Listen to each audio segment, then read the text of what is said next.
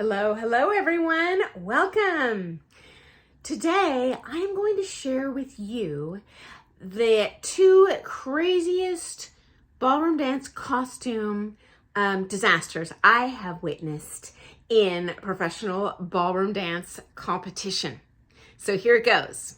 Story number one.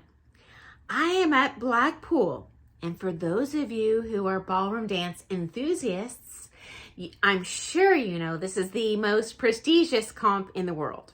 And when you're a little bit more of a established and successful pro competitor, sometimes you get what's called a sponsorship, where a designer that makes ballroom dance costumes will give you costumes for free to wear in competition. Now, you don't get to keep those costumes, okay? If you're sponsored for shoes, you do get to keep those, but the costumes are actually quite expensive. So they give them to you and basically use your pretty picture as a marketing tool on their website, not only to sell that gown that you're wearing in the comp, but to promote their other costume designs, okay? And so a friend of mine was sponsored by Chrisanne, which is a well-known dressmaker for the ballroom dance world. I've had a costume sponsor myself. It was not Chrisanne. But you find, because your gowns are free, you are the lowest priority on the list in terms of the order they get these things churned out. And obviously their busiest time of the year is immediately preceding Blackpool, because all the ladies want to wear a new gown there. So she ended up getting her costume on the same day as the comp. This does happen. So she hadn't even tried it on before. And so she put it on right before her round started, because that's when it was given to her. She was not being irresponsible, okay? And straight up, this thing must have been a foot too long. I have never seen this in my life. I've even, when I started out dancing, would purchase my gowns in New Zealand, because the US dollar ratio to the New Zealand dollar ratio was like, at that time, maybe a third more value I got per dollar. So I would actually purchase my costumes there and have them sent. And costume designers it's not their first rodeo. They can do a whole-on costume with internet measurements and communications, okay? Now, tail suits are a little bit different, gentlemen, but ladies, your costumes are extremely forgiving. Not when they're made of a satin. I do have one Chrisanne gown that is a satin that is not forgiving in terms of stretch, but the vast majority are Lycra. And they have your height, they have your, weight, they have every minute measurement you can think of. So I'm kind of shocked. I don't know how that designer botched that up. But a big company like that has many people working for them. So my guess is maybe they had kind of a newbie doing her gown. And so she doesn't have a backup gown, and she's about to go on the floor. Now, there's no way you can dance in a gown that is a foot too long. And it straight up has feathers and the whole 9 yards on the trim, wire hair. So honest to goodness, I do not know where this thing came from. Out of nowhere comes straight up massive hedge clippers. Huge.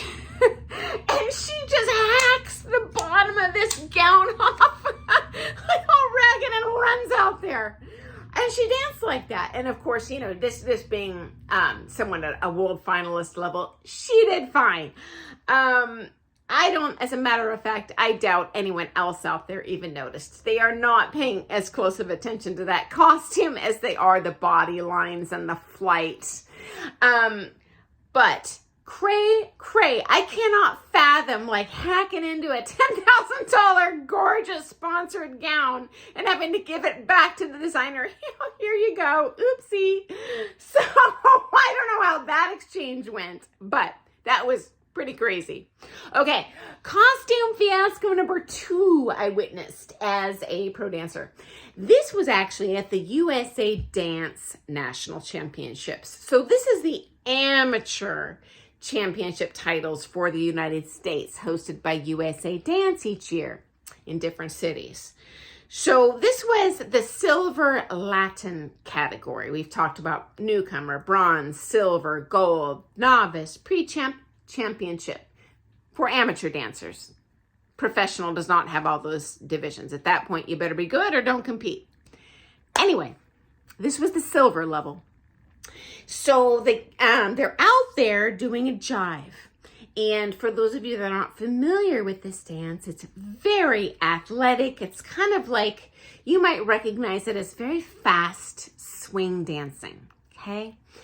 And so they're jumping around and, you know, doing their beautiful dancing as best they can at silver.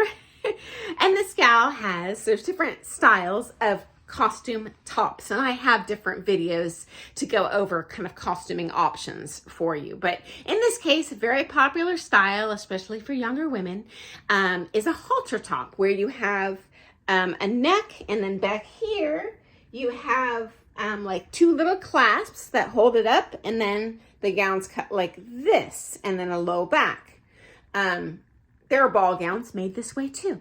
Anyway, she's hopping around, and full on, the neck clasp busts open, and her whole front of her gown comes down, and she's jumping around doing a jive. It's like, and she grabs her neck and just keeps on dancing, holding it up. So, and hey, the show must go on. So she's dancing around. She turns around while she's dancing. Her partner takes the neck clasp he's trying to do him while they're competing in this round, and then he can't get it done. So they dance the whole thing with him behind her, holding her top up, and they walk off the floor. I don't even know if they made the next round. I wish they would have let them redance. I'm kind of surprised they didn't. But these things happen, guys, and so it is. So I thought you would enjoy those 2 stories. And click below for more costuming stuff. If I don't post before this, I will post soon after with my own personal costume disasters, because they might entertain you as well. So I hope you enjoyed that story today. And if you're performing or competing, keep trucking. Okay, bye guys.